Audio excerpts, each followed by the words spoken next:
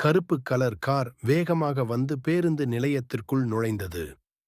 அதிலிருந்து இறங்கிய இளைஞன் கிரே கலர் சட்டையும் கருப்பு பேண்ட் அணிந்திருந்தான். அந்த இளைஞனின் தோற்றம் அவனை இன்னும் வெளிப்படையாக தனித்துவமாக்கின. அவன் நடையில் கூட ஒரு ஒழுங்கு தெரிந்தது. அவன் பக்கத்து கடை நோக்கி நடந்தபோது ஹரிணியின் கண்கள் தற்செயலாக அவனை பிடித்தன. அவள் ஒரு பேரழகி. 1000 கண்கள் அவளை பார்த்தன. ஆனால் அவள் பார்த்த ஒரே கண்கள் அவனை மட்டுமே காண்பித்தன.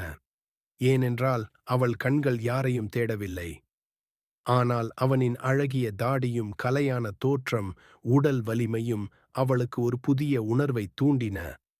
அவள் மனதில் பட்டாம்பூச்சி பறந்த வேளையில் அவள் போக வேண்டிய பேருந்து வந்து நின்றது. பேருந்தில் ஏற மனமில்லாமல் ஏறினாள். ஆனால் அவள் திரும்பி பார்த்தபோது அவனும் தன்னை பார்த்துக் கொண்டிருப்பதை உணர்ந்தாள்.